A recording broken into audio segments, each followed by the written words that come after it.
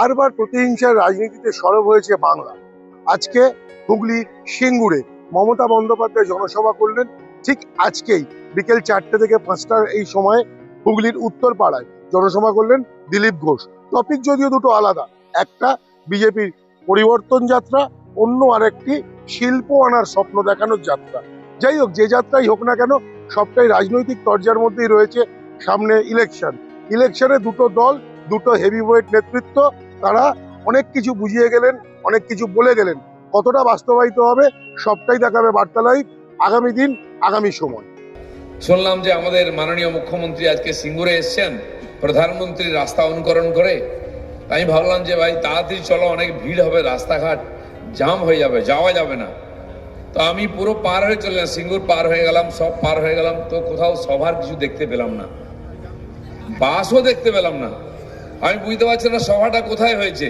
একেবারে ডানকুনি পৌঁছবার আগে দেখলাম ওখানে হ্যাঙ্গার লাগানো সেট, কিন্তু মানুষজন নাই। কখন সভা শুরু হলো, কখন শেষ হলো, এক দুটো সরকারি বাস ফিরে যাচ্ছে দেখলাম টিএমসি ঝান্ডা বেঁধে। তো কাদের নিয়ে সভা হলো? তারপরে এখানে এসে জানতে পারলাম যে সভাতে সাধারণ মানুষ আসেননি, অটোওয়ালা টোটোওয়ালা যারা চালান, না হলে টোটো বন্ধ করে দেবে, অটো বন্ধ করে দেবে, তারাই মিটিংয়ে গেছিলেন। আর এই এলাকার যত স্কুল আছে, স্কুলের বাচ্চাদেরকে নিয়ে যাওয়া হয়েছে। বলছিলেন আগে একটু হরিভাই বলেছে নিয়ে গেছে, শুধু নিয়ে যায়নি, বাচ্চারা সেই সকালে স্কুল আছে, তারপরে মিটিংয়ে গেছে, বাড়ি ফেরেনি। তো বাড়ির বাবা মারা সব স্কুলে চলে এসছে যে আমাদের ছেলেমেয়েরা কোথায় গেল, এখনো বাড়ি ফেরেনি কেন, খায়নি, কখন খেয়েছে। তো সেই স্কুলে যখন এসে তারা প্রতিবাদ করছেন, টিএমসির নেতারা তাকে ধমকাচ্ছে। তার ভিডিও দেখে নিন, বাচ্চারা লাইন দিয়ে দাঁড়িয়ে গেছে, গাড়িতে উঠছে, আর বাবা মারা ধমকাচ্ছে তাদেরকে, বাবা মাদেরকে নেতারা ধমকাচ্ছে, গেছে তো কি হয়ে গেছে। আজ এর আগে আমরা শুনতাম আইসিডিএস এর কর্মীরা মিটিংয়ে আসতেন, আশা কর্মীরা আসতেন, তারপরে লক্ষ্মীর ভান্ডার যারা পেয়েছেন সেই মহিলাদের নিয়ে আসা হতো। এখন স্কুলের বাচ্চাদের আনতে হচ্ছে টিএমসির সভা ভরাবার জন্য। মমতা ব্যানার্জির ভাষণ শোনার জন্য কেউ আসতে চায় না, এত মিথ্যা কথা বলেন সেটা কেউ শুনতে যায় না, তার পার্টির লোকেরাও যাচ্ছে না। আর সিঙ্গুরে উনি বলবেনটা কি? আমি শুনছিলাম ভাষণে বলেছেন এই করব, ওই তাই হবে, তাই হবে, হাজার হাজার লোকের চাকরি হবে। 15 বছর হয়ে গেল, এখনো হবে হবে হবে, কবে হবে? আপনি তো দিদি থেকে দিদিমা হয়ে গেলেন, যাওয়ার সময় হলো। 15 বছর অনেক সহ্য করেছি আমরা, এবার হে ঠাকুর এ বিদায় করো, আর পাচ্ছি না। এখনো বলছে হবে, অপেক্ষা করুন, হাজার হাজার লোকের চাকরি হবে। আরে যে ছেলে মেয়েরা চাকরি পড়াশোনা করলো, যারা জমি দিল, তাদের তো দিন আগে চাকরি।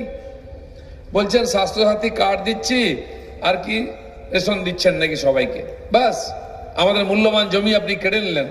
না কারখানা হলো, না চাকরি হলো, না ব্যবসা হলো, রেশন দিচ্ছেন আপনি। আরে মোদিজি তো 81 কোটি লোককে 5.5 বছর ধরে রেশন দিচ্ছেন, আপনি কি দেবেন? আপনার ভাইরা সে রেশন খেয়ে নিচ্ছে। ডাল কেউ পেয়েছেন আজ পর্যন্ত? পেয়েছেন? সারা দেশে আপনারা তো অনেকেরই বাড়ি আছে বিহার ইউপিতে, জিজ্ঞেস করুন, চাল ডাল গম সবই পাওয়া যায়। আমাদের এখানে শুধু চাল পাওয়া যায়, এখন নাকি একটু আটা দিচ্ছেন। ডালটা কোথায় গেল? হ্যাঁ, যে খেয়েছে সে জেলের ভাত খাচ্ছিল, জ্যোতিপ্রিয় মল্লিক 2 বছর জেলের ভাত খেয়ে বাড়ি ফিরলো, আমাদের ডাল খেয়ে নিচে বলে। লুট চলছে। তো আপনার মিথ্যা কথা শুনতে কে আসবে? আর আমি দেখলাম ওখানে উনি কবিতাও পড়লেন, হেলিকপ্টার করে গঙ্গাসাগর যাচ্ছিলেন, তখন মাথায় এসে কবিতা লিখে ফেলেছেন এসআইআর নিয়ে আর কি নিয়ে। আগে যে কয়েকটা কবিতার বই বেরিয়েছে সেগুলো মাঝে মধ্যে উনি বলতেন, সেই কবিতাগুলো বলা হয়েছে স্কুলে পড়াতে হবে, লাইব্রেরিতে দিয়েছে। যেদিন থেকে ওনার বইগুলো স্কুলে পড়ানো শুরু হলো, সেদিন থেকে ছেলে মেয়েরা বাংলা পড়া ছেড়ে দিল, বাংলা স্কুল উঠে গেল। মমতা ব্যানার্জির কবিতা পড়ার ভয়ে বাচ্চারা স্কুলে বাংলা পড়ে না, বলে না ইংলিশ মিডিয়াম পড়বো। এই অবস্থা হয়েছে। বাংলা ভাষা, বাংলা সংস্কৃতি, শিল্প, সাহিত্য, স্বাস্থ্য, সংস্কৃতি, খেলাধুলা সব খেয়ে ফেলেছেন।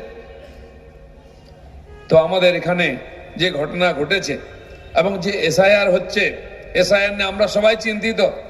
হাজার হাজার লোকের কাছে নোটিশ এসছে, নামে ভুল, বাবার নামে ভুল, কিছু একটা ভুল।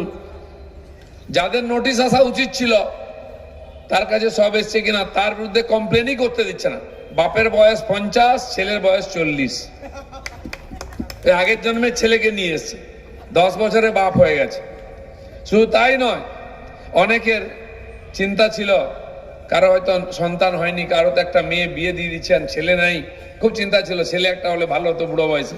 তার দুটো ছেলে এসে গেছে, তার ঠিকানায় 2জন ভোটার এসে গেছে। আর বিএলও এসে বলছে এই 2জন আপনার ছেলে। বলে আমার তো ছেলেই হলো না। বলে এখন থেকে 2টো ছেলে।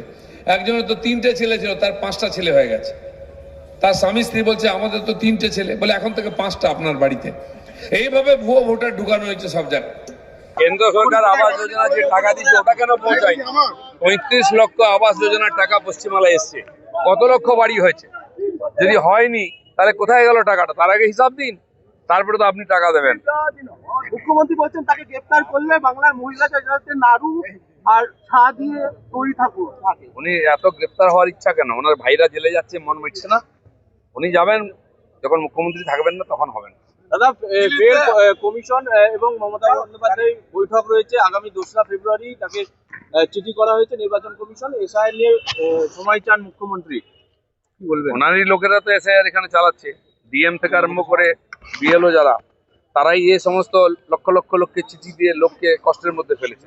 সবই তো ওয়েস্ট বেঙ্গল গভর্নমেন্টের ওয়ার্কার যারা কর্মচারীরা আছেন, তিনি তাদের দিয়ে এই কাজ করাচ্ছেন, দিয়ে বিজেপি আর কেন্দ্রীয় নির্বাচন কমিশনকে দোষী করার চেষ্টা করছেন। এই করে লিঙ্গায়ের করছেন। বাকি রাজ্যে এই সমস্যা নেই। পশ্চিমবঙ্গে লজিক্যাল শুনানি শেষ করার জন্য নির্ধারিত সময় বাড়ানোর নতুন করে আরো নির্দেশ দিয়েছেন সুপ্রিম কোর্ট। নির্দেশ মানতে না মানে দেননি। সুপ্রিম কোর্টের কথাও মমতা ব্যানার্জি লোকেরা মানছে না, তারাই তো গন্ডগোল করছেন, না তো কবে হয়ে যেত। 15 বছরে কটা শিল্প হয়েছে সিঙ্গুরে? কতজনের চাকরি হয়েছে? ধানের চাল খেয়ে মানুষকে বেঁচে থাকতে হবে, এই জন্য লোক জমি দিয়েছিল, সরকার নিয়ে ফ্লিপকার্ট, অ্যামাজন এরা আসবে সিঙ্গুরে। শিল্প পার্ক আগুন লাগলো কারের গোডাউনে। এরকম অবৈধভাবে ব্যবসা হবে এখানে? মানুষের জীবন নিয়ে ছিনিমিনি খেলা হবে। 15 বছর পরে যদি প্রতিশ্রুতি দিতে হয়, 15 বছর কাজ করার পর এখনো প্রতিশ্রুতি দিচ্ছে, আমরা কি করলেন 15 বছর? হিসাব দিন। বলছি দাদা, বারবার মিথ্যে স্বপ্ন, মিথ্যে আশা নিজেরাও দেখছেন, পাবলিককেও দেখাচ্ছেন। কারণ রানিং যে স্ট্যান্ডিং এমপি, সে বলছে পৃথিবীর 1000 কোটি, ভারতের 1000 কোটি লোক মমতা ব্যানার্জি তৃণমূলের পাশে। আপনারা 4টে লোক নিয়ে দিলীপ ঘোষকে নিয়ে পরিবর্তন করে ফেলবেন? দেখুন, উনি বললেন 1000 কোটি লোক। 1000 কোটি লোক মানে উনি কি যেসব মানুষ স্বর্গে গেছে সেই সব মানুষকে ধরে বলছেন 1000 কোটি লোক, নাকি দিদির যত ভাবেন যে ফলস ভোট, মরা ভোট সব নিয়ে যারা যেতে, তাদেরকে নিয়ে হয়তো উনি 1000 কোটি ভাবতেই পারেন। কিন্তু সারা পশ্চিমবাংলায় তো মনে হয় 10 কোটি লোক আছে। তো 10 কোটি লোককে উনি 10,000 কোটি লোক বলে দেবেন। তো উনি যেরাম দল তার সেরকম এমপি। আপনারা তো দল সেরকম, যে দল বারবার স্বপ্ন দেখছে বাংলা জয় করবে, লোকসভা তো পারলেন না, বিধানসভায় পারবেন না বলে পরিষ্কার বলছে অভিষেক বন্দ্যোপাধ্যায় থেকে। মমতা বন্দ্যোপাধ্যায় সিঙ্গুরে শিল্প আসছে, মোদী এসে বলে গেছিল নাকি? দেখুন, আমরা তো ভারতীয় জনতা পার্টি সিঙ্গুরে এসে একবারও বলেনি যে শিল্প হবে। হ্যাঁ, আমরা শিল্পের পক্ষে। যদি পশ্চিমবাংলা মানুষ আমাদের এই 26-এর নির্বাচনে জয়লাভ করাতে পারেন, তাহলে আমরা পশ্চিমবাংলা কেন, সিঙ্গুরে কেন, যে যে জায়গায় শিল্প করার দরকার আমরা সেখানে শিল্প করব। তো সেখানে শুধু সিঙ্গুরকে করতে হবে এরকম কোনো ব্যাপার নেই।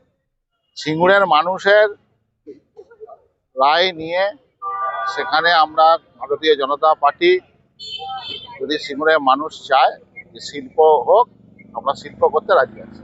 বোমগুলো নিবি না, একটা ছোট্ট প্রশ্ন উত্তর ওখানে যুক্তিয়ে মমতা বন্দ্যোপাধ্যায়ের সবার ঠিক ঘন্টা দুয়েকের মধ্যে আপনারা একটি পরিবর্তন সভা করলেন।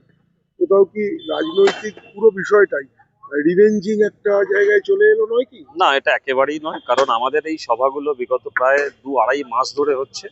বিভিন্ন ব্লক, একদম আমাদের শক্তি কেন্দ্র ধরে ধরে এই সভাগুলো হচ্ছে, এবং বিভিন্ন রাজ্য নেতাদের বিভিন্ন জায়গায় দায়িত্ব রয়েছে। বিভিন্ন ডেট রাজ্য থেকে ঠিক হচ্ছে।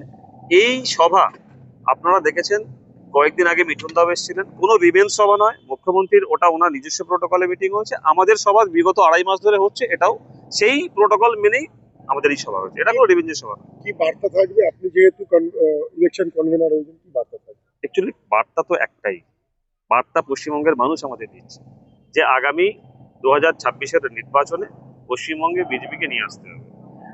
পশ্চিমবঙ্গের মানুষ যে কথাগুলো বলছে, তাদের যে চিন্তা ভাবনা, তারা যেটা চাইছে সেটাকে বাস্তবে রূপ দেওয়ার জন্য রাজনীতিবিদ হিসেবে, রাজনৈতিক কর্মী হিসেবে, বিজেপির কর্মী হিসেবে আমাদের কাজ সেটাকে বাস্তবায়ন করা। বিজেপির সরকার এখানে তৈরি করা 2026। দাদা, আপনার পুরো নাম? আমার নাম অমর কুমার দাস, আমি বর্তমানে শ্রীরামপুর সাংগঠনিক জেলা বিজেপির মুখপাত্র।